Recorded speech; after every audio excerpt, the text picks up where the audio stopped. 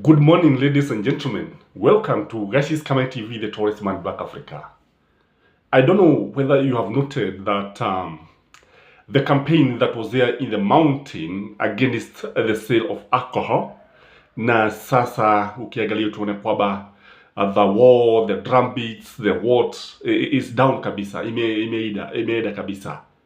Those campaigns that were there, led by Gachagua and supported by the president himself, when you look at what is happening in the mountain, hii vita vya kupigana na pombe vimeisha, havisikiki tena. Tell me, when did you last hear Gachagua talking about the sale of alcohol, whether illicit or what?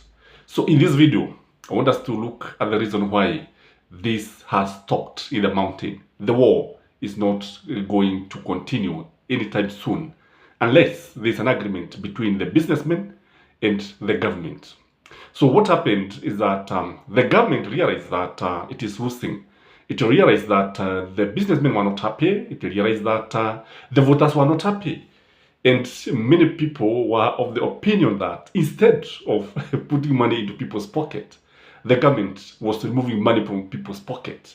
And people walikuwa na sema kwamba hapo beleni William Samoei Ruto na Rigathi Gachagua, Musalia Mudavadi and the others wakiiba wibo wa one man, one vote, one shilling. And now they were talking about one bar per constituency.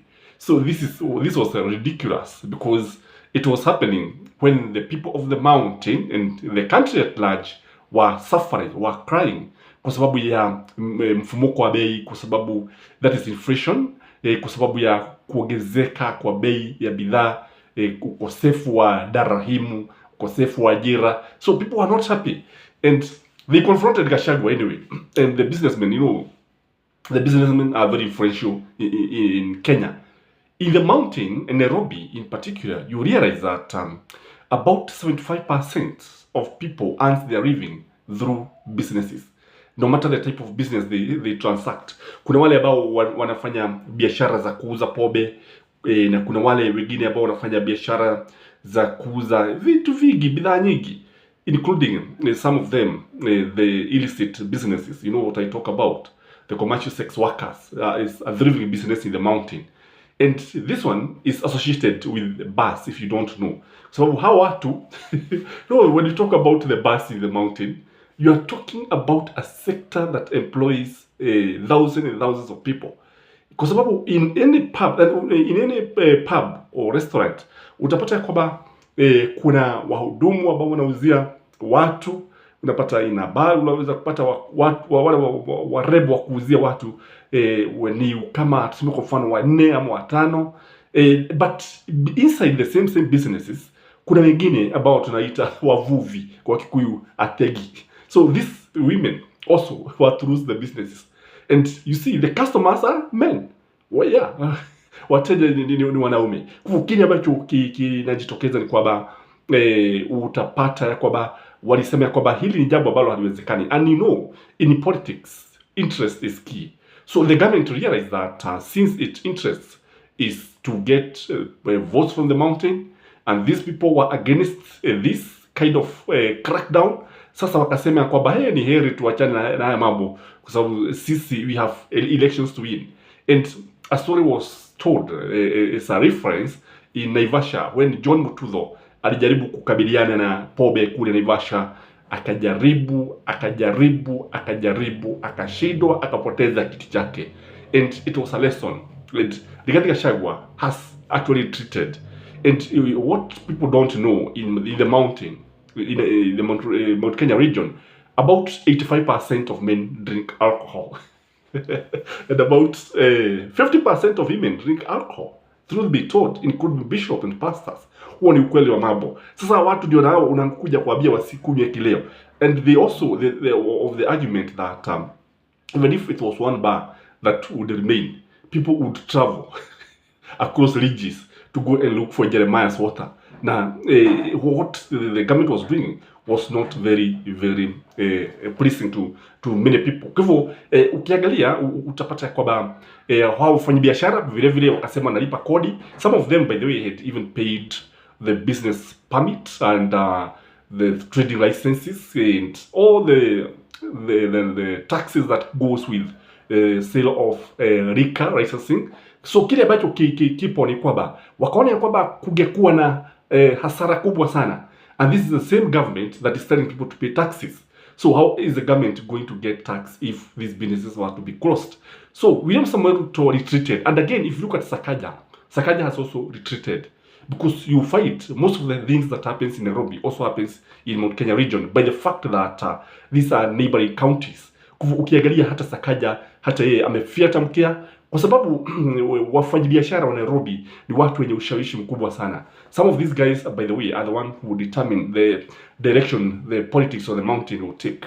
Although many of you may argue that yes, Uhuru was there, and with the business, whatever, people from the mountain, and the Raila did not win the elections. But what we did not realize is that these guys were funding Raila's campaign. They contributed a lot, and they gave their vehicles and so many things. Some of them were facilitating meetings. Na kile ambacho kilitokea ni kwamba Raila won the elections. In fact, truth be told, Raila got more than 2 million votes in the mountain. That is a fact, and historian one day will prove this fact, right? Na kile ambacho tunasema ni kwamba unajua wanasiasa kuna kitu hawezi kufanya. They can do anything as long as they are sure that they are not going to lose the elections. Hata kama watu wanakunywa sumu, as long as watu watapigia kura, hawajali, this is what is going to happen, and this is what is happening in the mountain. Kwa hivyo kile ambacho waliona ni kwamba ya kwamba ikiwa wataendelea hivi, kwa sababu unapata, because what we know, there are some women who are very happy when their husbands are taking alcohol, kwa sababu wakija wakiwa levi, sasa that is time wanakuwa changamfu. Huo ndio wakati ambapo unajua hata wanawake wanataka wanaume zao wakati mwingine watoke hapo wakutane na watu wengi. And again, there is also the issue of investing too much in clubs, kwa sababu you find that when it comes to like now something like the Premier League, people flocks in pubs, in clubs kwenda kutazama mpira, na ndio watu ambao unaambia utafuga vilabu.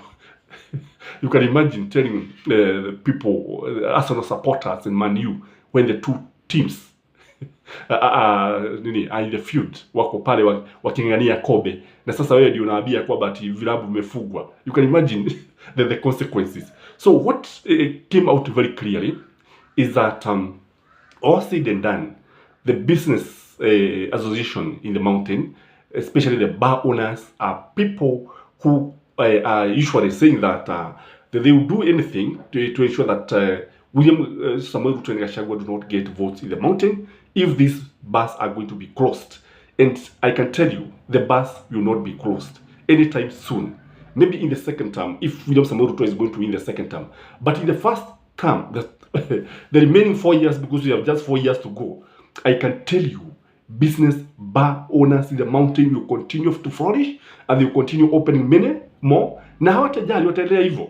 And because when you look at even the governors want people to pay taxes. Wanataka watu wafungue biashara. Go to Kirinyaga bars owners wamelipa, na unajua hapo mbeleni walikuwa wamekataa kulipa. And the governor Uhuru is very happy that the bar owners are paying the taxes. And then unakuja sasa hapo unasikia ati Gachagua ndiye anasema hivi. And by the way, it is also worth noting that the problem of drinking is not the issue of the people of the mountain alone. This is something that is happening all over the country. If you go to Rift Valley, hapo ndipo unapata walevi wengi sana kule, hasa Bariga. And people drink not because they want to drink, it's because they are idle, because they have no jobs. Ajira hakuna. Unapata hii ni nchi ya watu ambao ni tunaweza kuwaita wasakatoge, watu ambao wana they live from hand to mouth. This is the kind of people we are talking about. And those who get gain employment, wanalipwa mshahara mkiwa buzi. This is the reality, because in this country majority of people earn less than 10,000 shillings.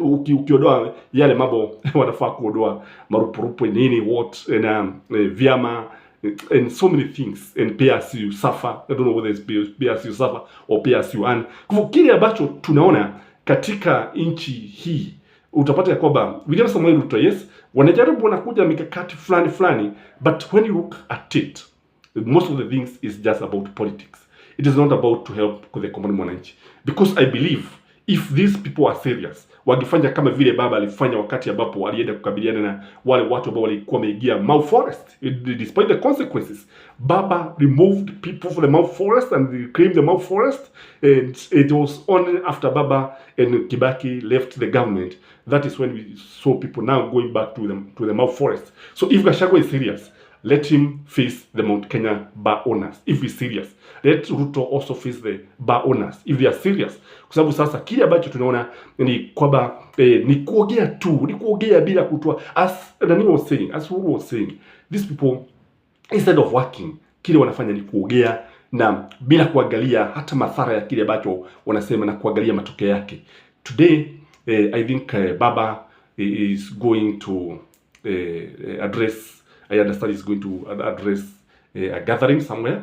I don't know what he wants to tell the nation, but I'm telling you, this country is headed for serious political showdown if what we are seeing is anything to go by. This is Gachagua Community TV, the Tourist Man in Black Africa. And may you have a peaceful day. And remember to like this video, subscribe if you have not. And till next time, bye-bye.